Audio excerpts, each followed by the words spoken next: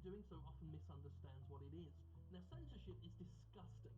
I've had 3 developers to date censor my material by abusing YouTube's copyright system, and I've had publishers like Konami try to pressure me into going back on things I've said, and it blows when third parties seek to stitch your mouth shut. However, I've also reserved and exercised my right to alter the shit I make based not just on audience feedback, but my own instinct, and that's something anybody producing any kind of content does. Snipping material for time and pacing, removing scenes that never quite worked, re-releasing altered versions of movies goddamn motherfucker to improve them. This is something that's gone back decades, and for a damn good reason. Editing is a crucial part of making shit better. Now, it doesn't always work that way, hard shot first, but that's the intention, and it does for the most part work. And even when it doesn't work, it's still creative expression, as artists do what artists always do: express themselves creatively, even if that expression looks to some like censorship. But far be it from me to stop you if a line about bending the world over and fucking like a bitch is the hill you want to die on. You do you. Now, I may be the perfect life form, but even I can attribute a large part of my video work's success by my willingness to listen to audience feedback and make changes based on responses. Here's a minor case in point. The other day, someone requested that in my gameplay videos, I no longer put in the description whether or not I liked the game, because they like to be surprised in the content and find out if the game is good son of a bitch, I swear to fucking God, you piece of fucking garbage! Now, is that censorship? No, obviously not. Fucking quit crashing, goddammit! What the fuck is wrong with you? Censorship by the definition being put forth. Someone in the audience requested I don't do anything anymore, and I'm probably not going to do that thing anymore. Pansy ass goddamn shit. Censorship when it's people who aren't you and who don't think like you getting what they want for once instead of you. Which does seem to be the large majority of it. So do think about that, and all that remains is thank. I want to watch the Rugrats spin-off all grown up. You can't out for me. Oh, Jim. You goofy son of a bitch.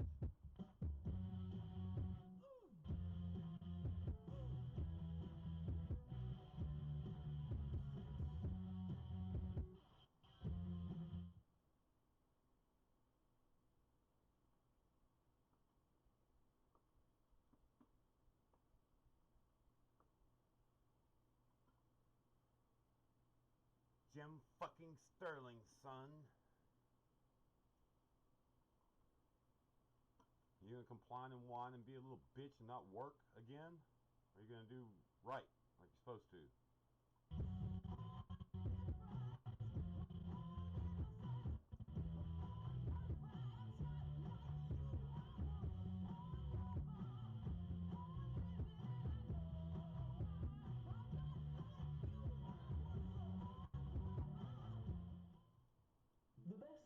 Greenlight trailers is probably the second most popular playlist I do on this channel.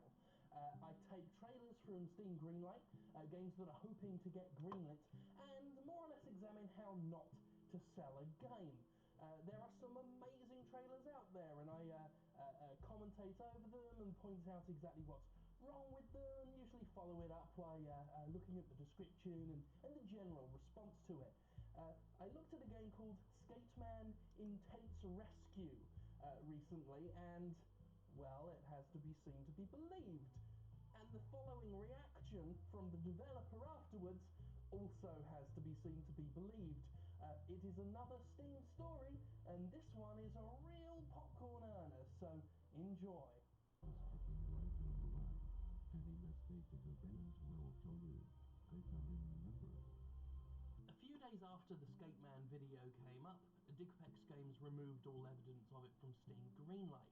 At the same time, I was notified that Digpex had filed a copyright claim against me and removed the video from my channel. Now, this is different from Content ID, where automated systems seize your ad revenue. This was deliberately filed by the dev in a way that censors the video completely and also fucks with my channel in a number of ways. I get locked out of YouTube until I attend a patronizing copyright school. Various restrictions are imposed on my channel. It's just a whole fucking mess of someone screwing with my goddamn work. We've been here before, of course. Cobra Studio did it to me, the Slaughtering Grounds' Digital Homicide did it to me. Whatever Digpex's reason, it seemed stupid and also shady, given how the game itself was pulled too. I tried to think the best of it though. Maybe the dev just cancelled its game and wielded a sledgehammer instead of a scalpel. But then, this story elevated beyond a simple copyright showed its true colour. Kotaku's Patrick Klepek had followed the situation and interviewed me about it, where I more or less explained the above and why these takedowns are bullshit. Meanwhile, he also reached out to Digpex Games, who furnished him with a response that could only be described as holy fucking shit. I have the full statement here as it was provided to me for rebuttal, and it's well worth listening to in its entirety because this alleged studio is high as a fucking kite. It's about time somebody stopped that stupid guy. I've seen all his video he is enjoying making money from is from Steam Greenlight, and Greenlight videos are from poor indie guys or new companies who have little to defend themselves. Almost all of Greenlight projects are still under development, the developers are still working on it, so if you have something to say about it, is okay, add your comments at Steam just like other Steam members do. I am not scared about critics of my projects because as developer, you need that, is clear that. That is not what he is doing. There is more already released games at Steam he can review. Instead, he choose Greenlight. But I can't stand people who are using poor, weak developers for money. He just used 30 seconds, download your Steam Greenlight video, then use 5 minutes, add some funny stuff to it. Booyah! That's all he have to do. Next is sit and watch his little followers watch and enjoy and he makes money.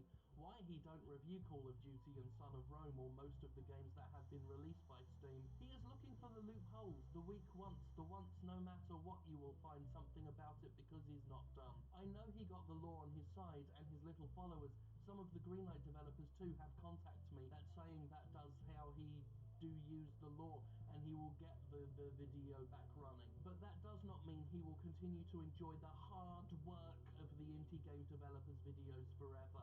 So thanks for your concern and don't worry about us, worry about yourself.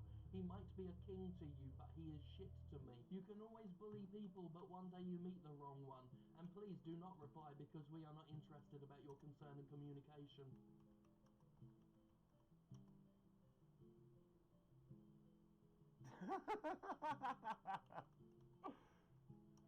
In essence, this incredibly bitter little diatribe over a video that wasn't even particularly mean-spirited betrayed the real reason for the developer's use of the takedown. It knew the claim was spurious. It knew it wouldn't win in the long run. It literally abused YouTube's copyright system in order to make a spiteful point, in an attempt to send a message that I must be stopped, in order to get a platform to issue threats. This developer, who just wielded copyright law like a weapon in order to silence a critic it didn't like, had the sheer shitting nerve to talk of bullies as if this fucking coward was somehow better. This coward with no social media presence, who didn't have to attach his name to anything public, who can safely hurl insults and accusations and censorship from anonymous safety like the nasty little craven he is. All in the name of protecting the poor, weak developers who cobble together a few store-bought Unity assets and charge anywhere from 10 to 20 bucks for the privilege of playing their broken, half-baked, wretched shit. I contacted YouTube shortly after Digpex Games admitted it was basically exploiting the system, and YouTube, in typical YouTube fashion, did fuck all. It took a few days, then replied with a boilerplate email telling me what I could do to fight a copyright strike. The same email it sent when I first got the strike, which was kind of patronising and insulting. Even when shown its system is being abused, YouTube doesn't care. At any rate, I'd already counterclaimed the takedown, and within 14 business days I got the video back. Because the only way to keep the video down after that is to see me in court, and let's face it, these malicious cowards never take it that far, because YouTube currently allows them to silence a critic for over 2 weeks without any fucking consequence. There's no risk in fucking with a critic's revenue and channel for that long, and no punishment for when they inevitably fail to follow through. And of course they won't actually escalate it to legal action, because that's when they finally incur some fucking risk themselves, and lordy lord knows they don't want to have the goddamn cocking spine to roll the dice. This has happened to me 3 times now, and to other YouTube folks God knows how many other times, and I will continue to make a big deal out of it even as others start to roll their eyes and treat it with the banality that comes with familiarity, because it's not banal, it's always shitty when it happens, and it always deserves to be treated with the same contempt and disgust as with the first time it ever happened, because it's not me who has to be stopped, it's these malingering invertebrates who think having less money than EA should give them a free person critique, failing to realise that the moment you start trying to sell something, you damn fucking right it deserves to be criticised, especially if it's a bug-riddled Frankenstein's monster of pre-packaged assets hammered together by a bunch of giggling fucking chimps. I got my video back, but it was not a victory for me, until these chicken-livered peddlers of defective detritus are put on a leash and are no longer allowed to anonymously lash out at critics they don't like without any form of consequence. become clear to me that studios with nothing to lose because they never had prospects worth shit to begin with will continue to pull stuff like this, and will always get away with it. But contrary to what Digpex wants, I have one thing in common with those devs. I won't fucking stop either. I am here and I will continue, and you can try to stop me, but you'd have a better chance developing a video game that actually works properly before you achieve that little feat. Ha ha ha! Ha ha ha! In other words, go fuck yourself, you bastards! Fucking clown penises. So, weird situation. In fact, I'm not entirely unconvinced that the game wasn't set up hastily as some sort of bait to initiate this exact situation. To what end, I don't know. I mean, you've inconvenienced me a bit. Well done, I'm sure your parents are proud. But, you know, life moves on, I'm perfectly fine. And you are now rendered a joke, so well done you. I do have one thing to say, though, to Digpex Games, and indeed any other developer that thinks this is the correct course of action. Okay, now let me clue you in. You say I am no king, and that's true. I am but a human. You are but humans. We're born, we live, we will die one day. But here's the difference between you and I. Okay? Now, when people think of Jim Sterling, they think of Jim Sterling. When people think of your shitty 2-bit games, they think of Jim Sterling. You see, whatever meager misery of a legacy you could have hoped to attain, it has now been rendered unto me, okay? You belong to me now. You are but a trinket, but an ornament to go on the shelf next to Cobra Studio, next to the Slaughtering Grounds guys. You are mine. So I hope you enjoy that, because I'm Jim fucking Sterling's son. You can't stop me, and if you have a problem with that, you are cordially invited to eat my pussy. Thank God for me. Thank God for me.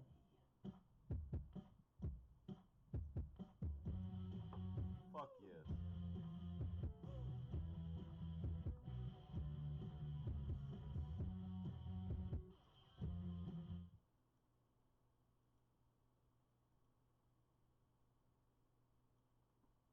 Jim fucking Sterling's son. Didn't you know?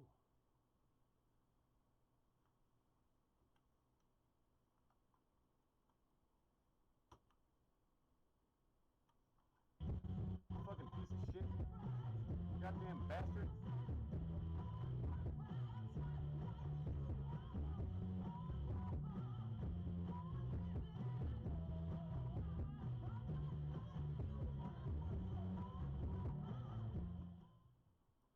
Off today with a plug for two things I've become a fan of on Twitter. There are two Twitter accounts you should follow if you've been playing Destiny, whether you like the game or dislike the game. Those accounts are the Cryptarch, Cryptarch, all one word, and Legendary Engram, legendary, like the word in Engram, E-N-G-R-A-M, Legendary Engram. Those two accounts are fucking hilarious as far as I'm concerned. Check them out if you're a Destiny player. I think you'll have a laugh. That's my good turn for the day. That's me done some good for some people. Now on to something a bit more dismal. I've covered a few instances of Steam becoming a dumping ground for broken, shitty and otherwise intellectually offensive games in the past. Titles like Air Control and Earth Year 2066 have spilled onto the storefront like so much refuse from a burst sewage pipe, but there's one particular publisher that is itself a massive fucking cesspool of bubbling liquid shit. And long-time Steam users have started to recognise its name popping up more and more and more. I'm talking about what may well be the king of the horrible Steam game publishers, Strategy First. It's getting to the point where if you end up seeing a dated, barely working, unfinished looking piece of putrid crap on the Steam storefront, there's a better than decent chance that Strategy First will be attached as publisher. Let's look at some of the classics it's farted out into the gaming public in just the past few months. We have the legendarily awful Alpha Xylon, a broken game that's so imbalanced I'm convinced you literally cannot beat the second level, a game that raised eyebrows due to appearing, well, if not racist, then at least fucking fucked up.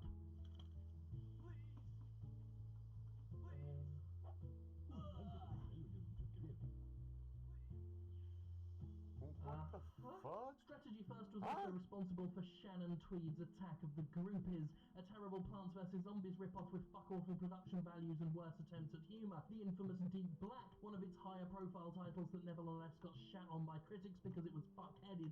And yes, Total Biscuit's notorious enemy Bad Rats is also a strategy-first title. Some of these games are allegedly only a few years old and yet look like shite from the 1990s, like Desert Gunner, another borderline unplayable game with fit-inducing graphical flashes, or the very recently released Demolisher, a depressing attempt to be Pac-Man so incompetent they can't even get a decent portmanteau for the fucking title. It's actually quite shocking that of all the recent spate of god-awful trash hitting Steam, so much of it is vomiting from a single putrid, festering, cracked, red raw anus. It has 104 games on Steam currently, ranging from boring to some of the very worst imaginable, and an amazing amount of them are shitty hidden object adventure games, many of which get tossed up wholesale, just shifted onto Steam in bulk like so many boxes of economy toilet paper. Going back years, we find some decently received titles under the Strategy First banner with Flat Out and Sacred Gold, but these days, fucking forget it. In fact, here's a game it released just yesterday at the time of writing, War Operations. I'm going to play it right now for Jimquisition and see what it's like,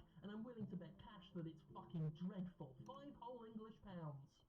Okay, so War Operations, here we are. I am using the original sound, and by that I mean there's no sound. Interesting, the Steam store page calls this a fast-paced FPS. Doesn't look like much of an FPS.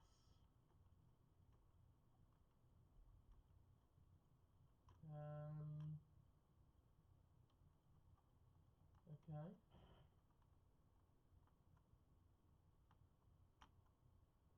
And that's War Operations for you anyway. That's that. So I'll get back to the show.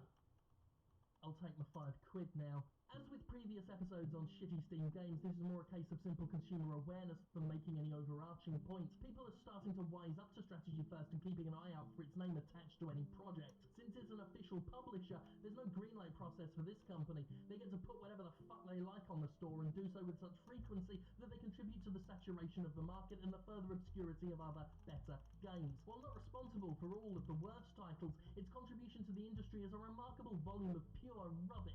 Terrible audio-visual production, bugs and glitches, zero gameplay balance, archaic mechanics, all of these are the hallmarks of the average Strat First game. And they put new games up every few fucking days too. 2 games released September 18th, 3 games released September 16th, 1 on the 12th, 3 separate Ford Street fucking racing games on the 9th. Just drivel after drivel after drivel. Companies like Strategy First are less video game publishers and more vectors of poison, pumping the market full of noxious slop. And like all the best poisons, it comes off as harmless at first, but long term, filling a store up with shit like Bad Rats and Alpha Xylon is just harmful. Strategy First, more like twatagy worst. Yeah. Lo, Yeah. even though some of you may think me a villain, even though some of you think I may not be looking out for you, I still look over all of you, each and every one of you, my children, loving you unconditionally. Because that's what a real hero does. A real hero. Me, hero. A tragic hero. Thank God for me.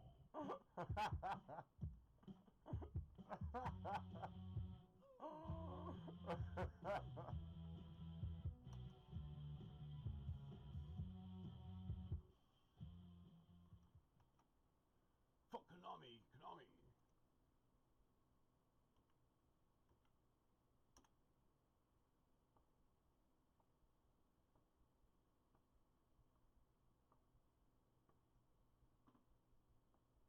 There's been a lot of speculation as to what the Gamergate hashtag on Twitter was really about.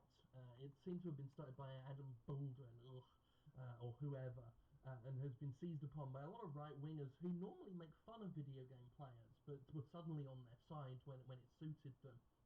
But regardless of that, and regardless of the heaps of horrible abuse that's been attached to that hashtag, I'm going to give a lot of people the benefit of a lot of doubt and say that it really was all about, just for the purposes of this video, say it was all about journalistic ethics, the ethics of the games media, and trying to stem the tide of corruption in games media. I said I was going to wait a long while before discussing that because you know what? For as much as people have tried to compare my previous Jimquisitions to this situation and say, why aren't you repeating yourself and doing the same videos over and over again for this one? This has been a uniquely messy situation, has it not? I mean, it wouldn't have become this big international outrage if it wasn't. So if you seem to think this is exactly the same as all that stuff, you're fooling yourself. You're Captain Wacky Pants. But regardless, I am discussing it sooner than I'd intended because, well, it seemed like there was no way you couldn't. So that's what we're doing. And again, if this is really all about ethics in journalism and all that kind of stuff, giving people the benefit of the doubt. So let's have that discussion and let's make it a discussion. Okay?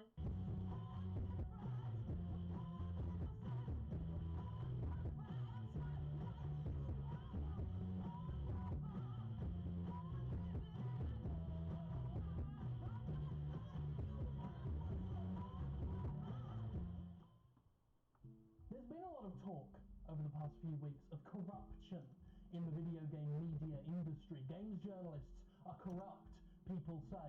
People who critique video games are corrupt, the people say. I'd just like to announce that I feel that's ridiculous. There's no conspiracy. We're not trying to control you. We're not trying to censor the media. We don't run things. We're not pulling strings. That's crazy talk. You know what else is crazy? The delicious taste of Mountain Dew and Doritos. Hell, you'd have to be nuts to not want to crunch into that delicious savory taste. Bubbles, lovely, and boom. Okay, so let's cut to the chase. Games journalists, for want of a better term, can be way too pally with the game industry side of things. Between the fact that a lot of critics and reporters go on to quit their jobs and become games PR reps, and the industry parties at events like E3, and the general fact that a lot of like-minded people who will naturally get along are bound to become very friendly, there's an air of chumminess between media and developers that I believe can cloud judgment and can lead to a circling of the wagons. Now, unlike some, I do not think there's a really big conspiracy going on. I don't think the people involved are capable of it, and I don't think the people involved could shut up about it if it was happening. However, I do think games media can be very protective of the games industry because it's full of folks they like, people are people, and also because they're often a bit starstruck by talented folks they look up to. I say that because I remember that. I remember the feeling of, oh my god, Ken Levine read my review, oh my god, this guy made a game I like, and now we have banter. I remember that starry-eyed delight before it was all worn down by my increasing bitterness. Now, as I said back when we talked about YouTubers doing paid videos for companies like Microsoft, I don't think it's inherently a